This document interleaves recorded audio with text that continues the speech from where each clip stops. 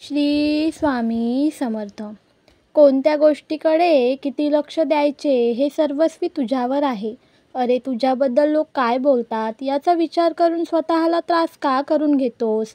अरे, आम्ही हयात होतो तेव्हा लोक आम्हालाही पण तर बोलायचे की ही दुनिया अशीच आहे, आम्हालाही नाही सोडले, आम्ही बघत आहोत सर्व काही. भिवू नकोस, मी तुझ्या पाठीशी आहे. आयुष्यात सगळी दारे बंद झाली तरी माझे दार तुझ्यासाठी कायमस्वरूपी उघडे आहे. बाळा, एवढी मोठी स्वामीरूपी शक्ती तुझ्या सोबत असताना कशाला तू एवढा घाबरत आहेस? निशंक हो आणि निर्भय हो. आम्ही आहोत तुझ्याबरोबर. श्री गुरुचरित्र अध्याय 10वा. कुरवरपूर क्षेत्र महिमा. ओम श्री गणेशाय नमः. श्री सरस्वतेय नमः. श्री गुरुभ्यो नमः. श्री कुलदेवताय नमः. सिद्धयोग्यांचे बोलणे ऐकून नामधारकाने त्यांना विचारले, कुरवपुराचे महात्म्य कशा प्रकारे झाले? आपण म्हणता श्रीपाद श्रीवल्लभ कोठेही गेले नाहीत, ते कुरवपुरात सूक्ष्म रूपाने कायमचे राहिलेले आहेत. पण पुढे असेही सांगता की श्री दत्तात्रयांचे अनेक अवतार झाले, हे कसे काय? नामधारकाने असे विचारले असता सिद्ध म्हणाले, अरे, श्री गुरूंचे महात्म्य काय विचारतोस? ते सांगण्याच्या पलीकडे आहे. अरे, श्री गुरु दत्तात्रय हे विश्वव्यापक परमात्मा आहेत. ते कुरवपूर क्षेत्रात राहत असले तरी ते जगदुद्धारासाठी अनंत अवतार घेतात. भार्गवराम म्हणजे परशुराम आजही गुप्त रूपाने आहेतच. त्यांचेच पुढे श्रीरामादी अवतार झाले. भगवान विष्णू क्षीरसागरात आहेत. तरीही त्यांनी कल्याणासाठी भूतलावर अनेक अवतार घेतले, हे तुला माहीत आहे ना? सृष्टिक्रम अव्याहत परब्रह्मस्वरूप श्री दत्तात्रय एका स्थानी कायम राहूनही कोठेही अवतार घेतात. श्रीपाद श्रीवल्लभ कुरवपुरात गुप्तपणे राहत असे तरी त्यांनी आपल्या योग्य बलाने विविध काली अवतार घेतले, हे लक्षात घे. गुरुभक्ती व्यर्थ जात नाही. गुरु आपल्या भक्तांची परीक्षा पाहतात. जे खरे भक्त असतात त्यांची ते कधीही उपेक्षा करत नाही. भक्ताने हाक मारतात त्यांच्यासाठी धावून जातात. श्री गुरु कसे भक्त वत्सल्य असतात, ते भक्तासाठी कसे प्रगट होतात, याविषयी मी तुला एक कथा सांगतो. पूर्वी कश्यप गोत्राचा वल्लभेश नावाचा एक ब्राह्मण होता. तो अत्यंत सदाचार संपन्न सुशील असा होता. तो दरवर्षी नित्यनेमाने कुरवपुरात श्री गुरूंच्या दर्शनासाठी येत असे. त्यांची श्री गुरूंवर नितांत श्रद्धा भक्ती होती. एकदा त्याने व्यापारासाठी जात असताना नवस केला, जात व्यापारात चांगला फायदा झाला तर मी कुरवपुरात यात्रेक जैन व 1,000 ब्राह्मणांना इच्छाभोजन देईन. असा निश्चय करून मनोमन श्री गुरूंचे स्मरण करीत व्यापारास गेला. त्याने ज्या ज्या ठिकाणी व्यापार केला त्या त्या ठिकाणी त्याला शतपट फायदा झाला. त्याला अतिशय आनंद झाला. तो व्यापारात मिळालेले धन घेऊन श्री गुरूंचे नामस्मरण करीत कुरवपुरास निघाला. काही चोरांना हे समजतात त्यांनी त्याला लुटण्याचे ठरविले.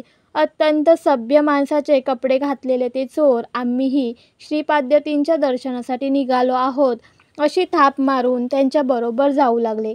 कुरवपुराजवळ येण्यापूर्वीच रात्रीच्या वेळी त्या चोरांनी त्या वल्लभेश ब्राह्मणाचा शिरच्छेद करून त्याच्या जवळचे द्रव्य लुबाडले.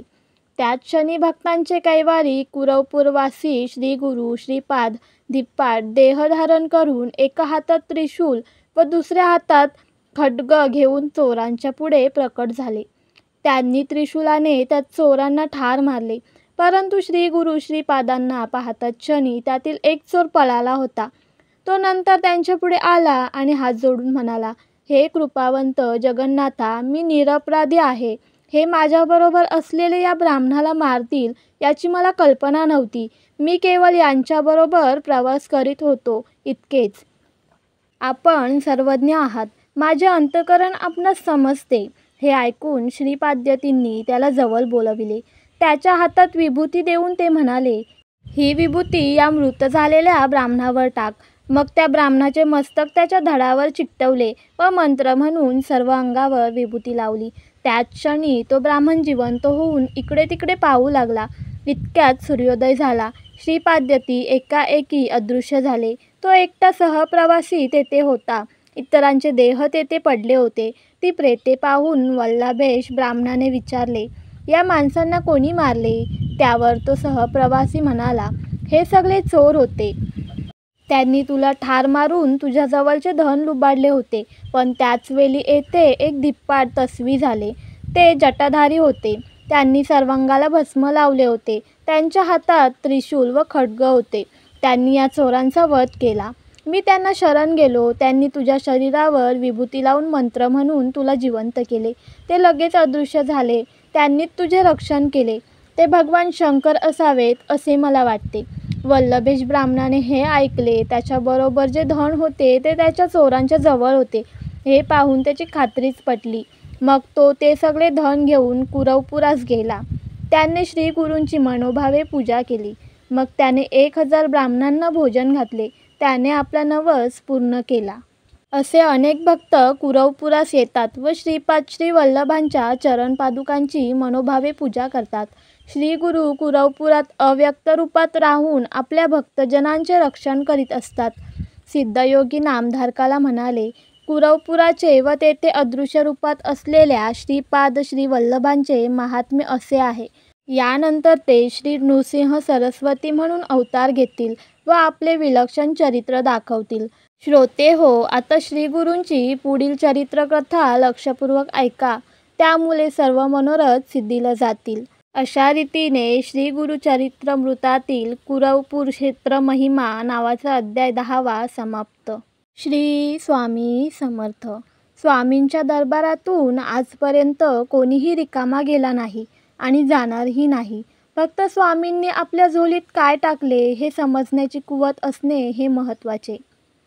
देव म्हणतो, माझ्या प्रत्येक निर्णयावर आनंदी राहा, कारण मी ते देत नाही जे तुला आवडतं.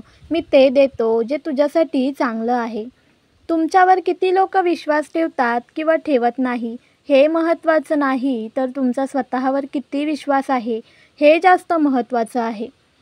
बाळा, तू स्वतःला जेवढे ओळखत नाहीस ना, तेवढे मी तुला ओळखतो. तुझ्यासाठी जे योग्य आहे तेच आम्ही तुला देणार.